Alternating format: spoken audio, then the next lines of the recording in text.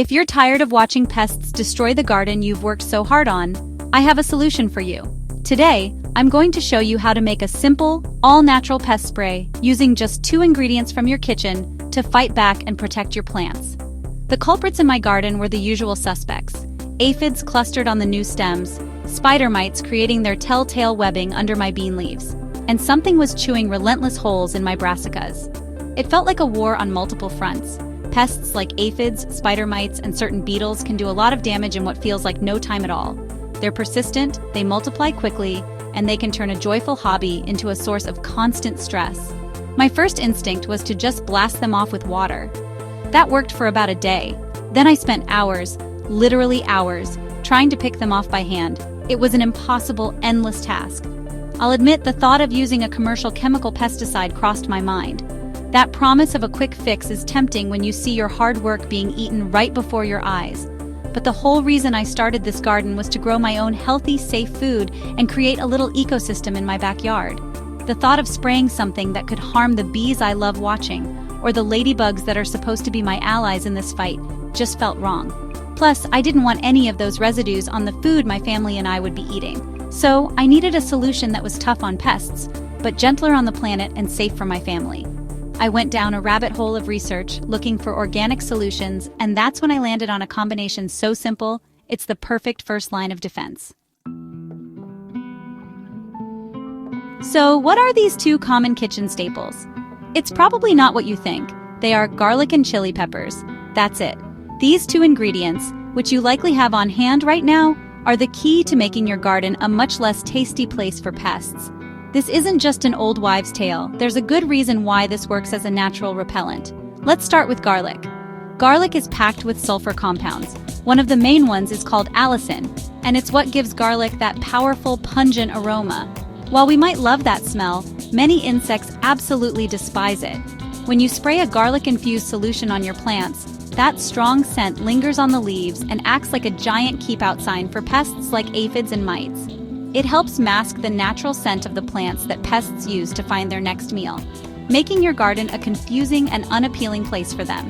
Now for the second part of our 1-2 punch, chili pepper. The power of chili comes from a compound called capsaicin. It's what gives hot peppers their heat. Just as capsaicin creates a burning sensation in our mouths, it acts as a major irritant to many soft-bodied insects. When a pest tries to chew on a leaf coated with a chili spray, it gets a mouthful of that irritation and quickly learns to find its lunch elsewhere. It doesn't necessarily kill them, but it makes your plants incredibly unappetizing. This can also help deter mammals like rabbits and squirrels that are sensitive to capsaicin, though it's not foolproof and needs to be reapplied often. When you combine the confusing smell of garlic with the irritating taste of chili, you create a powerful deterrent for your plants. It's a safer alternative to synthetic pesticides, telling pests that the all-you-can-eat buffet is officially closed. Alright, let's get down to making this pest repellent spray. It's incredibly simple, but I'll walk you through each step to make sure it works as well as it can. First, let's gather our ingredients. You will need 2 to 3 whole bulbs of garlic. Don't be shy, we want this to be potent. That's about 6 to 10 large cloves, or even more. About 2 to 3 tablespoons of hot chili flakes or cayenne pepper powder. If you have fresh hot peppers like habaneros or cayennes, even better. You can use about 10 to 12 of those. Just a word of caution, if you're using fresh hot peppers, please wear gloves when handling and chopping them. The oils can cause a very unpleasant burning sensation on your skin. 1 gallon of water. And one optional, but highly recommended ingredient, about 1 teaspoon of a mild biodegradable liquid soap. Castile soap is a fantastic plant-based choice. Just avoid any soaps with degreasers, bleach, or strong artificial fragrances, as these can harm your plants.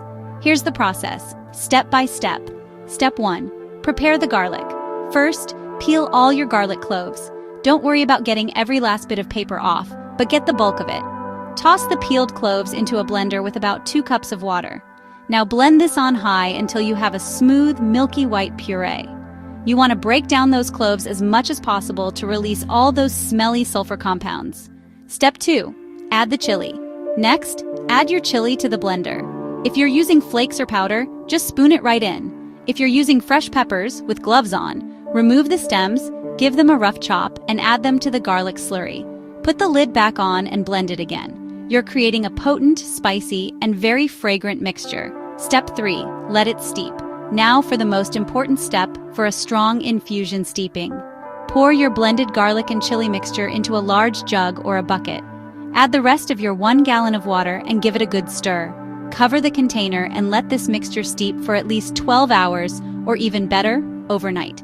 This allows those repellent compounds from the garlic and chili to fully infuse into the water.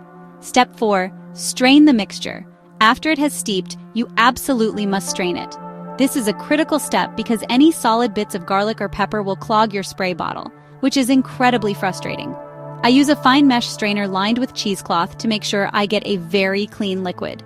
Pour the mixture slowly through the strainer into another clean container. Squeeze the cheesecloth at the end to get every last drop of that potent liquid out. Step 5. Add the soap. Once you have your strained liquid, it's time to add that optional liquid soap. Add about 1 teaspoon and stir it in gently. You don't want to create a big foamy mess. The soap acts as a surfactant, which is just a fancy way of saying it helps the spray stick to the leaves instead of beating up and rolling off. This ensures better coverage and makes your spray much more effective, especially on waxy leaves like those on cabbage or kale. And that's it. Your all-natural pest spray is ready. Just pour it into a spray bottle or a larger garden sprayer and you're ready to go. Having the spray is one thing, but applying it correctly is what makes the difference. So let's head back out to the garden and I'll show you exactly how to use it for the best results. First, timing is everything. The best time to apply any spray to your garden, including this one, is either very early in the morning or late in the evening. Spraying in the middle of a hot, sunny day can cause the water droplets to act like tiny magnifying glasses and lead to leaf burn. Plus, beneficial insects like bees and ladybugs are most active during the day. By spraying in the evening, you give the spray time to dry without harming these garden helpers, though you should still avoid spraying them directly. And of course, don't spray when rain is in the forecast, as it will just wash all your hard work away. Before you go wild, it's always a good idea to test the spray on a small area first. Pick a single leaf on a few different plants, give it a spritz, and wait 24 hours to see how it reacts. While this recipe is gentle, some plants can be more sensitive than others. Now for the application. You want to be thorough. Pests, especially aphids and spider mites, love to hide on the undersides of leaves. So, as you spray, make sure you're directing the nozzle upwards to coat the bottom of the leaves as well as the tops. Spray the stems and pay special attention to new, tender growth. That's often where pests gather first. Spray until the liquid is just starting to drip from the leaves. That's how you know you have good coverage. For an active infestation of soft-bodied insects, you'll likely need to reapply this spray every 7 to 10 days to keep the pests away. If you get a heavy rain, you'll need to reapply once the plants are dry. If you find this spray isn't strong enough for a heavy infestation, your next step could be a commercial organic approved product like neem oil, which is a very effective and scientifically backed option. And look at this kale now. After a few applications of this spray, combined with still picking off the worst of the bugs, the new leaves are coming in whole, healthy, and vibrant. My roses are putting out beautiful new growth without those tiny aphids. It's so empowering to know that I can rely on simple, safe ingredients as my first line of defense. I didn't have to compromise on my organic principles and my garden is now thriving. With just garlic, chili pepper, and a little bit of your time, you can create a deterrent that helps protect your garden so you can get the beautiful, bountiful harvest you deserve. It's one more way to work with nature, not against it. If you found this tip helpful, please give this video a like. It really helps the channel grow. And be sure to subscribe for more simple, natural gardening secrets just like this one. Most importantly, I want to hear from you. Let me know in the comments below what pests you're dealing with in your garden. We're a community of gardeners here, and by sharing our struggles and successes, we can all learn and grow together. Happy gardening, and I'll see you in the next video.